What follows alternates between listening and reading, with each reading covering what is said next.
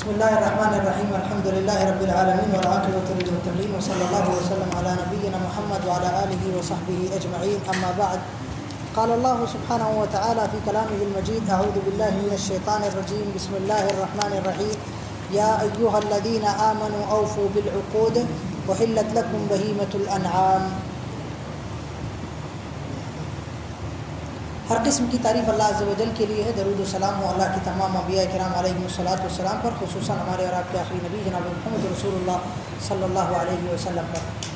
میرے بھائیوں، بزرگوں اور دوستوں، آج خلاصہ تفسیر کے لیے ہمارے سامنے سورہ مائدہ ہے۔ تراویح کی نماز میں الحمدللہ سورہ مائدہ کی تلاوت کی گئی۔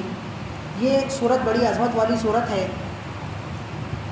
اسلام کے انتہائی آخری دور میں رسول اللہ صلی اللہ علیہ وسلم کی وفات سے پہلے بالکل اواخر میں نازل ہونے والی صورتوں میں سے ہے۔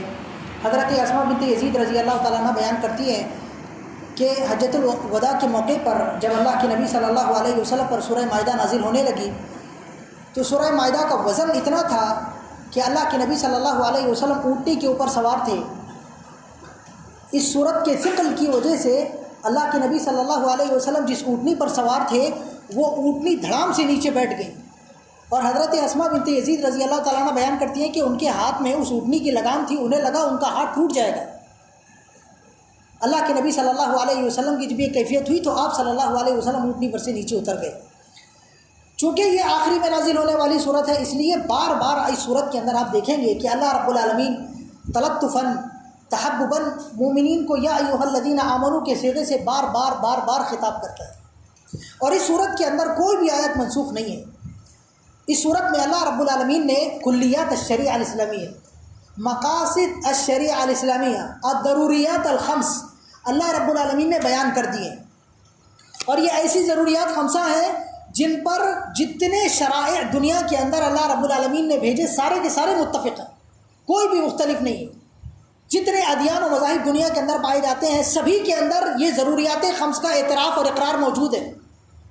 اب دیکھیں اللہ رب العالمین نے اس کے اندر کیسے ان پانچوں ضروریات کو آپ کے سامنے رکھا ہے۔ میں آیت پڑھوں گا، مختصر ترجمہ اور اس کے مفہوم کے ساتھ میں آپ کو بتاؤں گا کہ وہ کون سی ضرورت ہے۔ سب سے پہلی ضرورت ہے حفظ الدین، دین کی حفاظت۔ اللہ رب العالمین نے اپنے فرمان میں سورہ مائدہ کے اندر اسے ذکر کیا۔ اللہ فرماتا ہے الیوم اکملت لکم دینکم واتممت علیکم نعمتی ورضیت لکم الاسلام دینا۔ آج میں نے تمہارے لیے تمہارا دین مکمل کر دیا ہے اور تم پر اپنی نعمت کو تمام کر دیا ہے، اور تمہارے لیے اسلام کو بطور دین کے پسند فرمایا ہے۔ اب آپ دیکھیں اللہ نے جتنے مقاصد یہاں پہ ذکر کیے وہ جلباً و دفعاً، سلباً و ایجاباً، دونوں طریقے سے ذکر کیا۔ جو ضرورت ذکر کی اس ضرورت کو حاصل کرنا اور اس ضرورت سے دور کرنے والی جتنی چیزیں ہیں ان چیزوں کو دفع کرنا، دونوں اعتبار سے ذکر کیا۔ چنانچہ جب یہاں پر حفظ دین والی ضرورت کو ذکر کیا تو اللہ رب العالمین نے اس کو پھیلانے کا بھی دیا حکم۔ اللہ فرماتا ہے سورہ مائدہ کے اندر یا ایھا الرسول بلغ ما انزل الیک من ربک، اے رسول آپ صلی اللہ علیہ وسلم آپ کے پاس میں اللہ کی جو وحی آئی ہے اس کو پھیلائیے۔ ایسے ہی اللہ نے نہ پھیلانے پر لعنت بھی کی، لعن الذین کفروا من بنی اسرائیل علی لسان داؤد وعیسی ابن مریم ذلک بما عصوا وکانوا یعتدون کانوا لا یتناہون عن منکر فعلوہ۔ ایسے ہی اللہ رب العالمین نے تمام مسلمانوں سے اس بات کا مطالبہ کیا کہ وہ اللہ کے دین کو نافذ کرے۔ اللہ نے بار بار سورہ مائدہ کے اندر فرمایا وَمَن لَّمْ يَحْكُم بِمَا أَنزَلَ اللَّهُ فَأُولَٰئِكَ هُمُ الْكَافِرُونَ وَمَن لَّمْ يَحْكُم بِمَا أَنزَلَ اللَّهُ فَأُولَٰئِكَ هُمُ الظَّالِمُونَ وَمَن لَّمْ يَحْكُم بِمَا أَنزَلَ اللَّهُ فَأُولَٰئِكَ هُمُ الْفَاسِقُونَ۔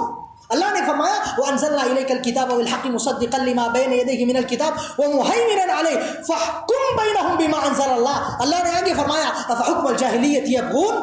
تو اللہ رب العالمین نے دین کو دونوں اعتبار سے ذکر کیا، سلباً و ایجاباً۔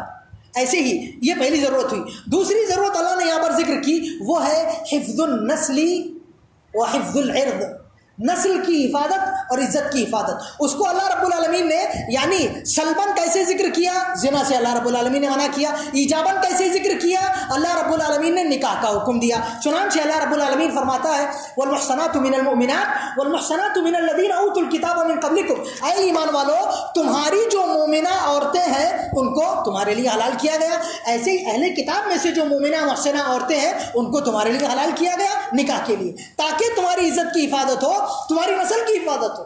اور اللہ رب العالمین نے آگے جا کے یہ جو چھپی چھپی دوستیاں ہوتی ہیں، گرل فرینڈ بوائے فرینڈ کا سسٹم ہوتا ہے، اس کو اللہ رب العالمین نے منع فرما دیا. اور زنا کے جتنے وسائل ہیں اس صورت کے اندر اور دیگر صورتوں کے اندر اللہ رب العالمین نے انہیں حرام قرار دیا. ٹھیک ہے، تو یہ دوسرا مقصد ہو گیا حفظ النسل والعرض سلبا و ایجابا.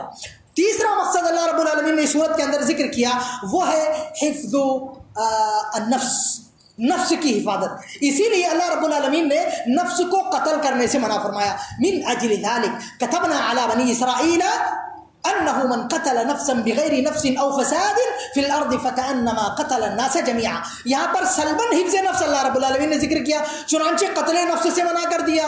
اور اللہ رب العالمین نے احیاء نفس کا حکم بھی دیا، ومن احیاها فكانما احیا الناس جميعا. اب ایسے ہی نہیں بلکہ دیکھیں ایک ہوتا ہے فل مرڈر، ایک ہوتا ہے ہاف مرڈر. اللہ نے وہ بھی ذکر کیا. یہ فل مرڈر کا ذکر ہے، ہاف مرڈر کا ذکر اللہ رب العالمین نے آگے کیا. وكتبنا عليهم ان النفس بالنفس والعين بالعين والانف بالانف والاذن بالاذن والسن بالسن والجروح قصاص.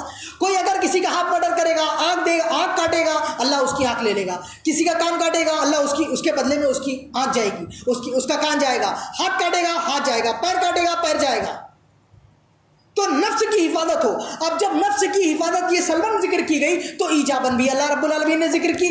چنانچہ جتنی طیبات ہیں ان سب کو کھانے کا حکم دیا. فرمایا یسألونک ماذا احل لهم قل احل لكم الطیبات. اللہ نے کھانے کے لیے تاکہ تمہارے نفس کی حفاظت ہو ساری طیبات کو تمہارے لیے حلال کیا. اليوم احل لكم الطیبات وطعام الذین اوتوا الکتاب حل لكم. ایسے ہی اللہ رب العالمین نے بہیمۃ الانعام کو حلال قرار دیا. اسی صورت کے اندر اللہ نے ذکر کیا. تو یہ ہوئی تیسرا مقصد حفظ نفس. چوتھا مقصد اللہ رب العالمین نے جو ذکر کیا وہ ہے حفظ مال کی حفاظت. اب مال کی حفاظت کو اللہ نے سلباً ذکر کیا. اللہ فرماتا ہے والسارق والسارقة فاقطعوا أيديهما جزاء بما كسبا نكالا من اللہ. کوئی بھی بندہ چوری کرے گا اس کا ہاتھ کاٹ لو.